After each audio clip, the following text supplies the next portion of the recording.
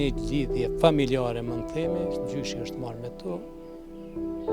Unë kom fillu prej fillimit, kom fillu me 2 bletë, tani kaloj 100-120.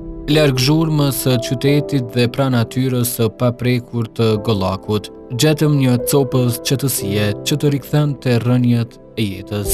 Në oborrin e shtëpisë së tij, i rrethuar nga pemët, lulet dhe ajri pastër malor, bletari Shaban Hetemi kujdeset çdo ditë për kusherët e bletëve me përkushtim dhe dashuri. Bletarinë e kam pasion, e punoj me qef, sigurisht ka 5-16 vjetë. Kam një lidhje familjare, më në themi, gjyshi është marrë me to. Unë kom fillu prej fillimit, kom fillu me 2 bletë, tani kaloj 100-120 aty dikun jemi. Për Shabanin, bletaria nuk është vetëm një profesion, ajo është një traditë, një pasion dhe një mënyrë jetese që e lidh ngushtë me tokën dhe natyrën. Madje, as pickimet e bletëve nuk e kanë larguar kurrë nga ky pasion. Thonë drejtën, ajo është fobi për secilin. E ka çdo njeri, çdo qenie njerëzore ka frikën prej saj, po me kalimin e kohës edhe e hiq ato. Bleta është një qenie që nuk krahasohet me kurrë. Pa bletën nuk ka botë. Ato qysh prej themelimit të botës, bleta e bën zhvillimin e natyrës, themit natyrës. Unë nuk e kam fobi, ndodhin pickimet, po nuk kam një dert. Si kujtoni ato fillimet e juaja si bletar, tash e sa vite komplet, nëse i matni, i keni bërë në bletari? Po fillimet e para, kur unë i mora 2 kosheret bletësh, nuk disha as çka janë. Thonë drejtën, unë kom marrë pjesë disa herë te gjyshi, prej ka ona e dajve, në vjeljet mjaltës, po jo edhe në kujdesin ndaj bletës.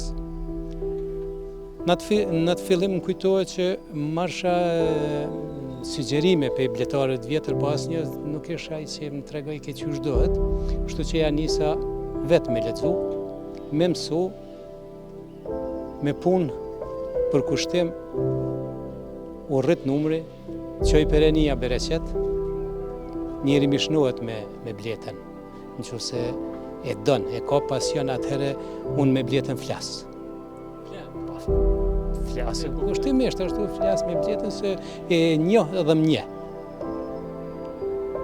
Cilat janë ato detyrat e juaja si bletar? Themi në ato të përditshme me të cilat ju duhet t'i përfundoni që bleta të ketë atë mjaltin sa më të shëndetshëm. Po jo vetëm unë, po çdo bletar, nëse nuk i përkushtohet punës bletës, atëherë nuk ka me pas suksesin. Bleta nuk dën edhe shumë punë, po dën kujdes. Me bletën duhet çdo ditë thuajse të punohet. Po minimumi në 7-10 ditë duhet hap një herë të këshyret se çka ka mrena, qysh po vepron, qysh punon, si e ka mbarvajtjen.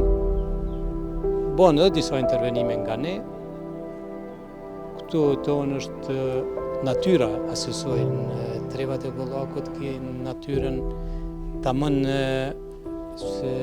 natyrale, ku nuk ka pesticide, nuk punohet me toka, me pemtari ka pak. Të nisë unë kam një plantacion të mollës, po shkaku i bletës nuk e mirëmbaj, nuk bëj spërkatje. Po, sa të ka vë ty kohë ndoshta për me njohur bletën si bletar, sepse po besoj që ka ajo një filozofi vetë. Po, ka filozofi, bletën nuk mundet me njoh kush. Bleta është një shkencë në veti, një botë në veti. Mirë po, ato elementarët i mëson me kohë. Mu kanë dashur në 6 muaj, 1 vjet, për me ditë bazat në esencën me ja ditë. Ndërsa për me mësu, me kohë mëson. Mësosh, e din, flet me bletën.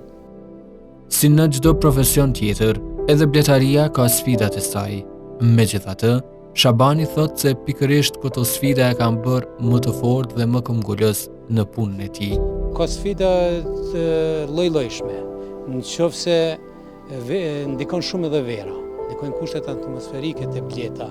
Në kohët fundit janë përhap shumë smundje të bleta. Vjen përhapet për insekte, për bletëve tjera, dikush manë bletën, por nuk kujdeset për to, atëherë i shojnë sherrën edhe bletar tjerë, përhapet smundja. Më e rona është kur bleta shkon. Bleta shkon për mos kujdesi bletarit, jo që shkon ajo vetë. Ndihma prej shtetit, subvencionet që mendojmë, është shumë e paktë. Mos më thonë hiç.